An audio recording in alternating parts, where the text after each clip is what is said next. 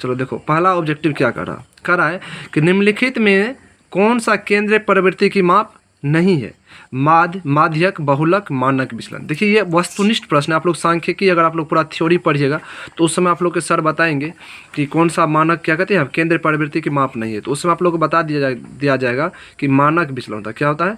मानक विचलन। इसका आंसर होगा मानक विचलन।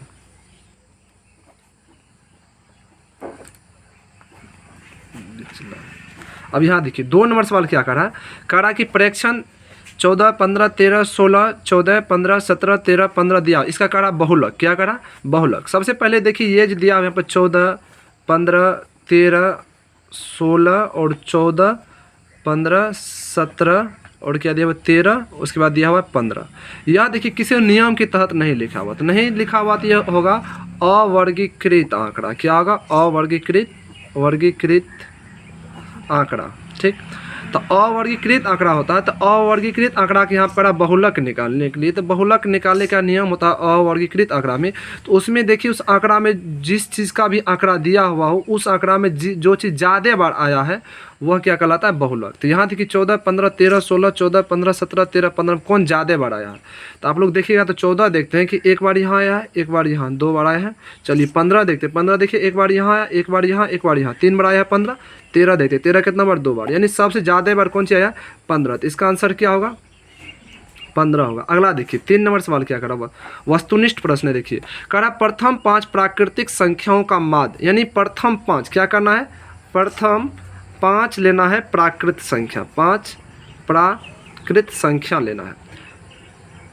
तो प्रथम 5 प्राकृतिक संख्या लेते हैं लोग 1, 2, 3, 4, 5, यानी शुरू से 5 को क्या करना? प्राकृत संख्या ले लिए 5। इसका करा माध्य ज्ञात करने के लिए। कौन सी करा ज्ञात करने के लिए? तो माध्य। देखिए यह भी जो है यह भी अवर्गीकृत आंकड़ा ही कहलाएगा। ठीक, तो अब इसका माध्य जो ज्ञात करना है, तो माध्य ज्ञात करने में जितना संख्या सबको क्या कीजिए? जोड़ लीजिए, यानी 1, 2, 3, 4 प्लस 5 को सबको जोड़ लीजिए। जितना है यानी जैगो संख्या उतना से क्या कीजिए? भाग कीजिए। तो 1, 2, 3, 4, 5 कितना है टोटल? 5। 5 से भाग कीजिए, इसको जोड़िएगा तो 2, 1, 3, 3, 3, 6, 6, 4, 10, 5, 15। 15 बटे कितना होगा? 5। 5 से काटिएगा तो 5 से 15 कितना आएगा? 3। यानी इसका माध्य क्या होगा? 3 का आंसर होगा 3 का आंसर होगा 3 होगा आंसर। अगला देखिए 4 में कहा प्रेक्षण इतना का माध्यक ज्ञात कीजिए। क्या करा? प्रेक्षण 8, 12, 7, 14, 6, 13, 15 का माध्यक। पहले यहाँ देखिए लिख लेते हैं प्रेक्षण पर लोग। 4 का था कि 8, 12, 7, 14, 6, 13 और 15 दिया। इसका क्या करा ज्ञात करने के लिए? माध्यक ज्ञात करने के लिए। तो देखिए माध्यक हो सकता है कभी आप इस प्रेक्षण को गिनिएगा तो प्रेक्षण को गिनने क्रम इसका संख्या देखिएगा आप लोग को क्या आ सकता है? सम आ सकता है, कभी आ सकता है विषम आ सकता है। क्या आ सकता है? विषम। जैसे अभी देखिए 1, 2, 3, 4, 5, 6, 7, 7 है तो 7 हो गया तो क्या हुआ? तो विषम हो गया। क्या होगा? विषम होगा। लेकिन देखिए जब भी इस टाइप से दे दे आप लोग को प्रेक्षण, उसका बोले माध्यक ज्ञात करने के लिए, तो उसको आरोही या अवरोही क्रम में क्या कीजिएगा? सजा लीजिएगा। देखिए तो 8, 12, 7, 14, 6, 13, 15 इसको पहले हम क्या करते हैं? आरोही क्रम में सजाते हैं। आरोही क्रम में सजाइएगा तो नियम होता है आरोही क्रम में सजाने का, सबसे पहले सबसे छोटका लिखिए, फिर उससे बड़का, फिर उससे बड़का, इस टाइप से। यानी सबसे छोटा इसमें 6 है, फिर देखिए 7, फिर है 8, फिर देखिए यहाँ पे 12, फिर 13, फिर देखिए क्या है 14, फिर है 15। देखिए 2, 2, 4, 2, 6, 7 सही है।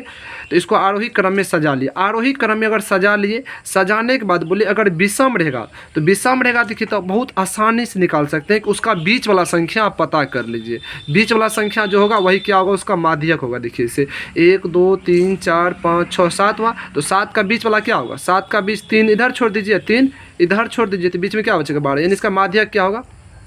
12 होगा। अगर यही अगर सम रहता तो सम रहने पर क्या करते? उसको भी आरोही या अवरोही क्रम में सजा लेंगे, लेकिन उसका 2 बीच वाला क्या करते हैं? आधा दाएं तरफ छोड़ दीजिएगा, आधा बाएं तरफ छोड़ दीजिएगा, बीच वाला 2 संख्या लेकर के उसको जोड़ के 2 से भाग कीजिएगा। भाग करने के बाद जो आएगा वही क्या कहलाता है? माध्यक कहलाता। चलिए 4 के बाद देखते हैं 5 नंबर सवाल। यहाँ देखिए 5 में कहा है कि माध्यक का 3 गुना और माध्य का 2 गुना का अंतर बराबर होता है। देखिए कहा माध्यक का 3 गुना यानी माध्यक में 300 गुना, उसके बाद कहा माध्य का 2 गुना, माध्य का 2 गुना का अंतर, देखिए यहाँ पे लिखा हुआ का अंतर, अंतर मतलब घटो करा किसके बराबर होता है। देखिए फार्मूला है माध्य का 3 गुना और माध्य का 2 गुना का अंतर की जगह तो बहुलक मिलता है। क्या मिलता है? बहुलक मिलेगा। यह फार्मूला आप लोग याद कर लीजिएगा। अगला देखिए 5 के बाद 6 नंबर सवाल क्या कह रहा ए भुजा वाले समबाहु त्रिभुज का क्षेत्रफल। एक त्रिभुज है, जो त्रिभुज क्या है? समबाहु, इसका सब भुजा बराबर है ए यानी चारों भुजा क्या है? बड़ा त्रिभुज में 3 भुजा, 3 भुजा क्या है? बराबर है। इसका करा क्षेत्रफल ज्ञात करने के लिए तो आप लोग याद किए होंगे कि समबाहु त्रिभुज का क्षेत्रफल बराबर फार्मूला होता है √3/4 गुना भुजा। ये आप लोग याद किए होंगे। लेकिन यहाँ देखिए √3/4 गुना भुजा स्क्वायर होता है। क्या होता है? भुजा √3/4 गुना भुजा स्क्वायर होता है। तो भुजा का मान यहाँ आप क्या लिया? ए ना, तो √3/4 गुना भुजा की जगह पे ए लीजिएगा तो ए का स्क्वायर आएगा।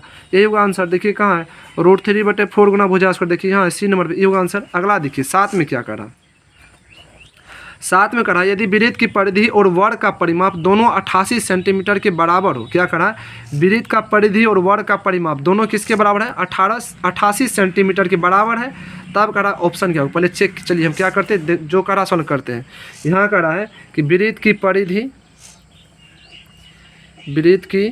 परिधि बराबर है किसका? वर्ग का परिमाप का, वर्ग का परिमाप का बराबर है। ठीक, कह रहा है वृत्त का परिधि और वर्ग का परिमाप बराबर है किसका? 88 सेंटीमीटर का। किसके बराबर है? 88 सेंटीमीटर का। तो जब करा वृत्त का परिधि का भी वैल्यू 88 और वर्ग का परिमाप की वैल्यू कितना है? 88। इसका मतलब तीनों क्या होगा? आपस में एक दूसरे का बराबर होगा। तब अपना लोग को 4 ऑप्शन दिया है। आप ऑप्शन नंबर देखो, ऑप्शन देखिए दिया हुआ है कि वृत्त का क्षेत्रफल बराबर होगा वर्ग का क्षेत्रफल का। वृत्त का क्षेत्रफल कहता है छोटा होगा वर्ग के क्षेत्रफल से। फिर करा वृत्त का क्षेत्रफल बड़ा होगा वर्ग के क्षेत्रफल से, या इनमें से कोई नहीं। अपना लोग देखिए अगर यही ऑप्शन में दिया हुआ रहता कि वृत्त का परिधि बराबर होगा वर्ग का परिमाप का, तो ये होता। लेकिन इस चीज़ देखिए ऑप्शन में कहीं दिया ही नहीं। जो भी दिया है क्या दिया है? क्षेत्रफल से संबंधित दिया है। क्या दिया है? क्षेत्रफल से संबंधित। तो क्षेत्रफल कैसे निकालेंगे अपना लोग? तो पहले इसका वृत्त का परिधि, वृत्त का क्षेत्रफल निकालने के लिए आर मालूम होना चाहिए और वर्ग का क्षेत्रफल निकालने के लिए क्या मालूम होना चाहिए? भुजा मालूम होना चाहिए। तो मालूम होगा कैसे? देखिए तो एक बार क्या करते हैं, वृत्त के परिधि को 88 के बराबर कर लेते हैं, वर्ग के परिमाप को 88 के बराबर कर लेते हैं। हल कीजिएगा तो इसका त्रिज्या मालूम होगा, इसका भुजा मालूम होगा। देखिए कैसे करते। तो वृत्त का परिधि दिया हुआ है 88 सेंटीमीटर। तो वृत्त का परिधि का फॉर्मूला होता है 2πr। तो 2πr का वैल्यू होगा 88 सेंटीमीटर का। तो यहाँ देखिए 2 गुना 22/7 गुना आर होगा। आर बराबर क्या लिखेंगे? 88 सेंटीमीटर। यहाँ से देखिए आर निकाल लेंगे। तो और जो आर निकालना है तो आर को सिर्फ इधर रखेंगे, शेष को उठा के इस तरफ कर लेंगे। तो 88 ये 2 है गुना इधर तो भागा में होगा। ये 7 है नीचे में यानी ऊपर जाएगा, नहीं 7 है नीचे तो भागा में तो ऊपर जाएगा। ये 22 ऊपर में यानी गुना में नीचे क्या आएगा? भागा में आएगा। ठीक, इसका कीजिए 2 से काटिएगा, कितना बार काटेगा? 44 बार में कटेगा। ठीक, फिर देखिए 22 ना 44 काटिएगा यानी आर बराबर क्या आया? 2 सते 14। यानी देखिए वृत्त का त्रिज्या मालूम हो गया 14। इसी प्रकार से मतलब क्या करते हैं, वर्ग का परिमाप। देखिए वर्ग का परिमाप दिया हुआ अपना लोग को, परिमाप दिया हुआ 88 सेंटीमीटर दिया। वर्ग के परिमाप बराबर लोग फॉर्मूला जानते हैं 4 गुना भुजा। क्या होता? 4 गुना भुजा होता, 4 गुना भुजा। चलिए ठीक है, देखिए यहाँ से 88 सेंटीमीटर दिया हुआ। ये 4 इधर गुना इधर भागा में आएगा, 4 से काट लीजिए, 4 से काटिएगा 4 9 8 4 9 8 22 यानी भुजा बराबर क्या आएगा? भुजा बराबर आएगा 22 सेंटीमीटर। ठीक, अब देखिए अब क्षेत्रफल वाला बात दिया हुआ था, खाली ऑप्शन दिखा क्षेत्रफल। तो क्या करते हैं, वर्ग का भी क्षेत्रफल निकाल लेते हैं और वृत्त का भी क्षेत्रफल निकालते हैं। तो वर्ग का जो क्षेत्रफल निकालिएगा तो वर्ग के क्षेत्रफल बराबर होता है भुजा स्क्वायर। क्या होता है? भुजा स्क्वायर। तो भुजा का मान दिया 22, तो 22 का यहाँ पे स्क्वायर कीजिएगा। तो 22 का स्क्वायर कीजिए तो 22 गुना 22 कीजिएगा, 22 ना 44 आएगा, 44 का 4 शेष 4, 22 ना 44 4 48 यानी 484 आएगा। इतना सेंटीमीटर स्क्वायर, चूँकि क्षेत्रफल है, क्षेत्रफल का मात्रक होता है स्क्वायर में। ठीक, अब यहाँ देखिए वृत्त का त्रिज्या दिया हुआ 14 सेंटीमीटर। तो वृत्त का भी क्या करेंगे अपना लोग? क्षेत्रफल निकाल लेते। तो वृत्त का क्षेत्रफल बराबर होता है पाई आर स्क्वायर। तो पाई का मान 22/7 यहाँ पर रखिए। आर का मान देखिए कितना दिया हुआ यहाँ पे, आर का मान 14 है तो 14 का स्क्वायर कीजिएगा। तो 22/7 यहाँ पर रहने दीजिए और 14 का स्क्वायर तो 14 गुना 14 कीजिएगा तो 196 आता है। ठीक, अब 7 से काटिए इसको, 7 से कटेगा ही 7 दूना 14, 14 5 19 5 5 6 56 7 8 56 यानी 22 गुना 28 कीजिए। क्या कीजिएगा? 22 गुना 28। यहाँ देखिए 22 गुना 22 हो रहा था, यहाँ 22 गुना 28, तो इससे क्या होगा? ज़्यादा होगा। इसका मतलब हुआ कि वर्ग का क्षेत्रफल क्या होगा? वर्ग का क्षेत्रफल क्या होगा?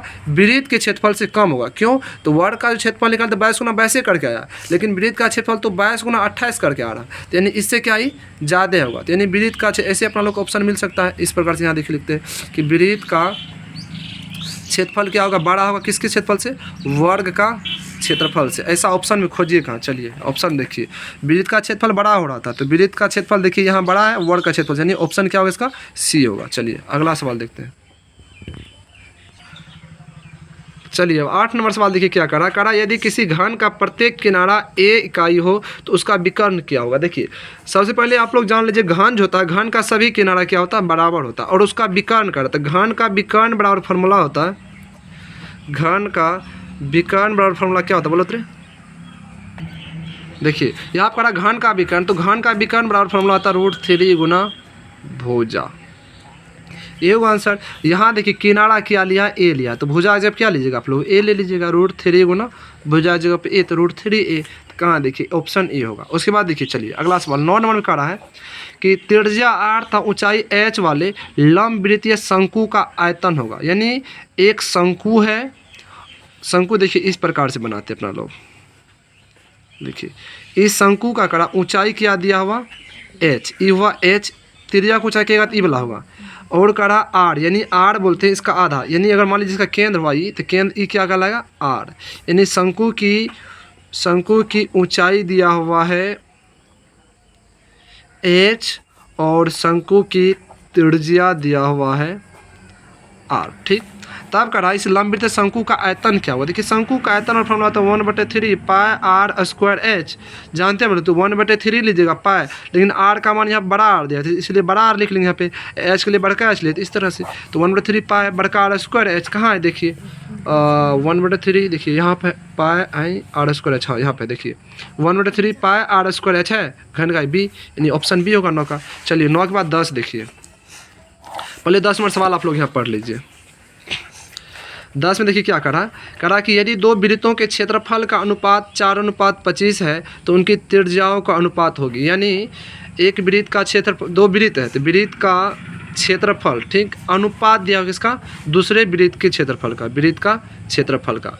तो एक वृत्त का देखिए क्षेत्रफल दिया हुआ 4, एक का दिया हुआ कितना 25, लेकिन अपना लोग यहाँ से देखिए क्या करा कि त्रिज्या का अनुपात, देखिए यहाँ पूछ रहा त्रिज्या का अनुपात क्या होगा, तो क्षेत्रफल बराबर जानते हैं पाई r स्क्वायर, इसका भी क्या होगा पाई r स्क्वायर लेंगे, तो यहाँ देखिए पाई पाई कटेगा, क्या होगा पाई पाई कटेगा, ठीक, लेकिन इसका वैल्यू कितना दिया हुआ था 4, इसका भी कितना दिया हुआ था 25, तो पूछ रहा त्रिज्या का अनुपात। देखिए त्रिज्या का अनुपात बहुत आसान है, ई स्क्वायर को जब इस तरफ भेजिएगा तो इस पे रूट होगा, और इस स्क्वायर को इस तरफ भेजेगा तो इस पर क्या होगा रूट होगा, यानी 4 का जब रूट होगा तो 2 आएगा, और यहाँ 25 का रूट कीजिएगा तो 5 आएगा, यानी 2:5 आएगा, क्या आएगा 2:5। देखिए 2:5 है कहाँ पे, यहाँ ऑप्शन डी होगा, त्रिज्या का अनुपात क्या होगा 2:5 होगा, ठीक।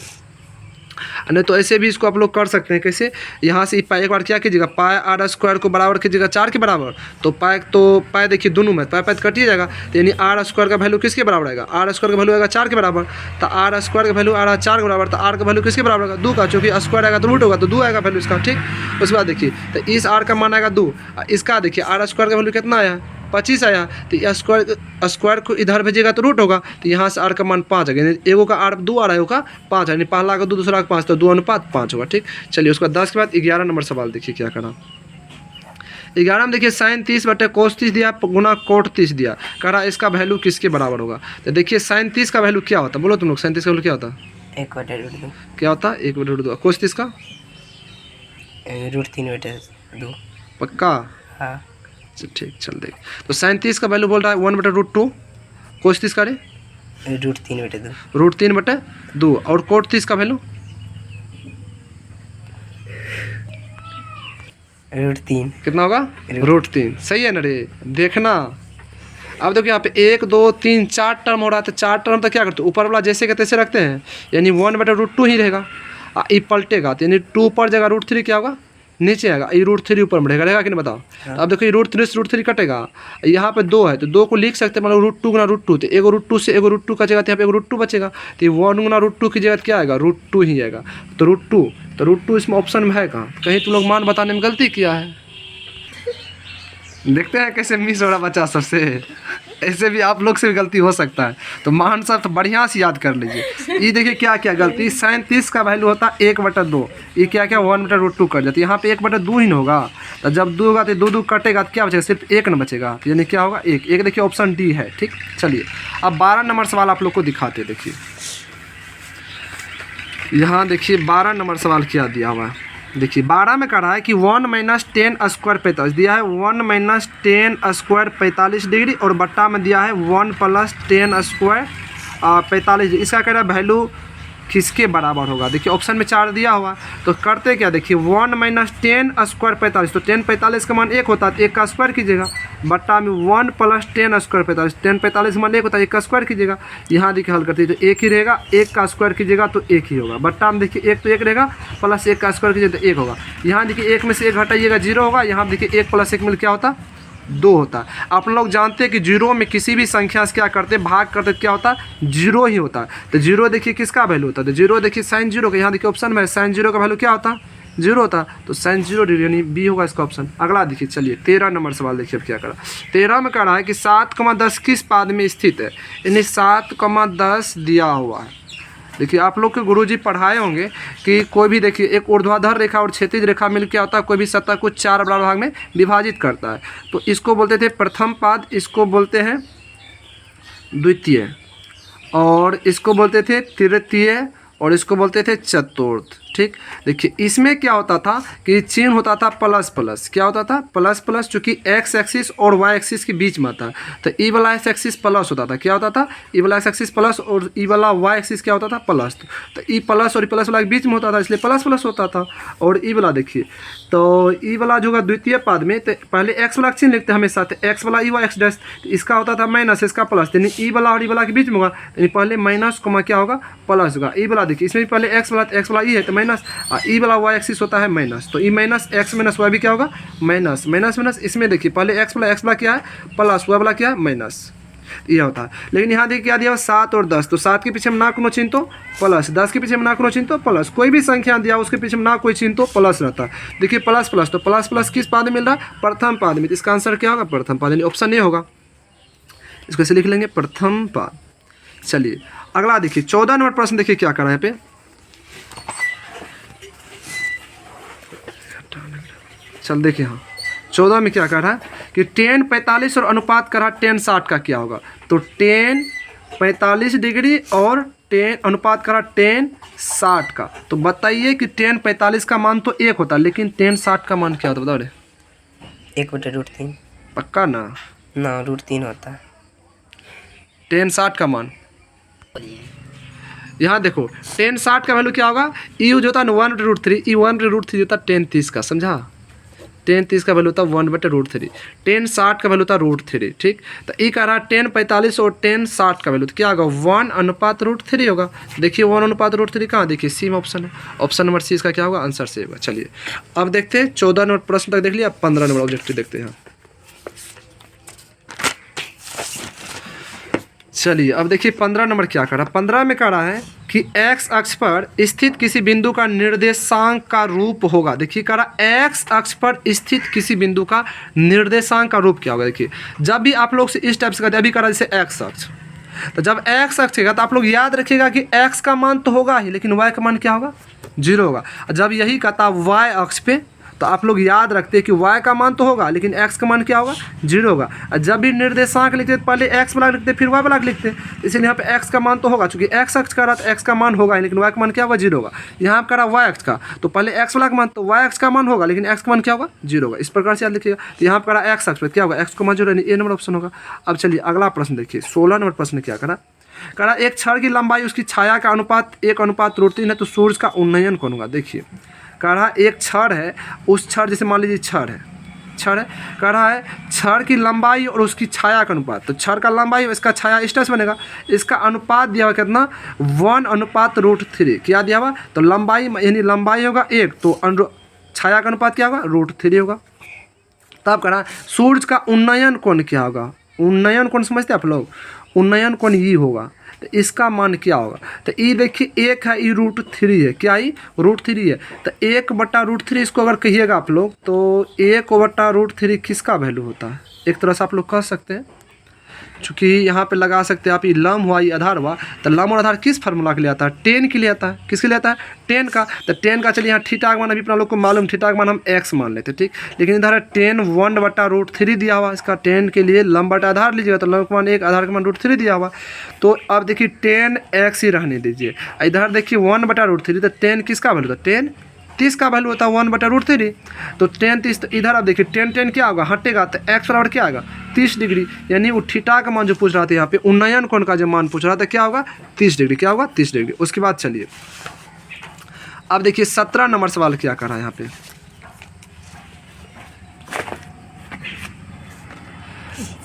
17 नंबर सवाल देखिए क्या कर रहा है यहाँ पे। 17 कर रहा है कि मूल बिंदु से बिंदु r माइनस एक्स वाई की दूरी कर रहा है। इसे देखिए ऐसे आप लोग बनाते हैं ना, तो ई बिंदु यानी मूल बिंदु का मान क्या होता है? 0,0, यानी x का मान 0, y का मान क्या? 0।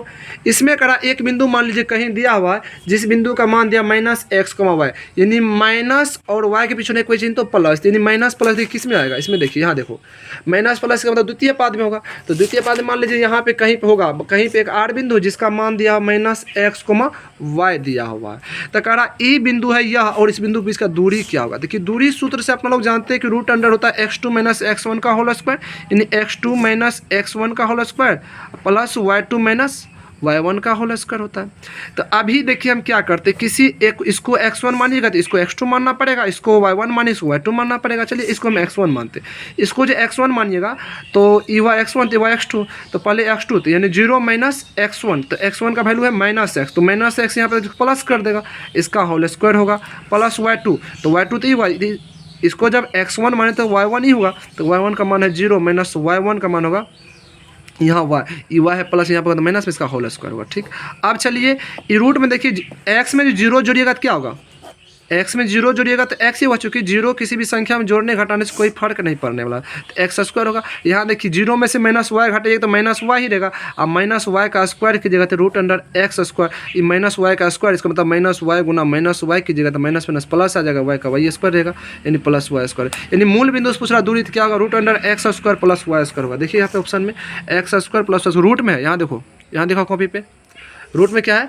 X square plus Y square root में, तो ऑप्शन में चलिए खोजिए, रूट में X square plus Y square कहाँ है? ऑप्शन ए है। चलिए अब चलो ये 17 था, 18 नंबर प्रश्न देखते हैं क्या कहता है। देखिए 18 में कह रहा है कि बिंदु 5,7 और 8,11 के बीच का दूरी। देखिए दो बिंदु दिया हुआ, एक बिंदु मान लीजिए इसका नाम दिया हुआ P, और एक बिंदु दिया हुआ Q, जिसका नाम Q है, इस बिंदु का नाम Q है। इसका वैल्यू दिया हुआ 5,7 और इसका वैल्यू दिया हुआ 8,11।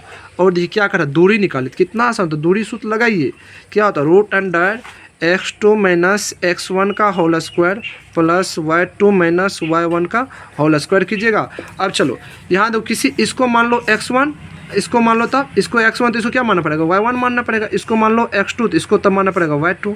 अब यहाँ से मान उठा के रखिए, यहाँ पे देखिए x2 का मान है 8 माइनस x1 का मान है 5 का होल स्क्वायर प्लस y2 का मान है 11 माइनस y1 का मान है 7, इसका होल स्क्वायर कीजिएगा। अब चलो यहाँ 8 में से 5 घटाइएगा, क्या आएगा? 3 का होल स्क्वायर होगा, प्लस 11 में से 7 घटाइएगा तो 4 आएगा, 7 4 11 तो स्क्वायर कीजिएगा। अब देखिए रूट अंडर 3 का स्क्वायर 9 आएगा, 4 का स्क्वायर 16 आएगा, 16 9 क्या होगा? 25 होगा। तो 25 हम लोग ऐसे लिख सकते हैं, रूट में 5 गुना 5, रूट से अपन लोग जानते हैं कोई संख्या कब बाहर होता है? जब वो गुना में हो, जोड़ा लगे, तो 5 आएगा, यानी इसका आंसर क्या होगा? 5। चलिए 18 का ऑप्शन क्या होगा? 5 नंबर, 5 आंसर। देखिए 5 का है यहाँ पे दिया हुआ, यानी बी होगा ऑप्शन। चलिए 19 के बाद 20 में देखिए कह रहा है रेखा y बराबर 4 का आलेख निम्न में से किस बिंदु से होकर गुजरेगी।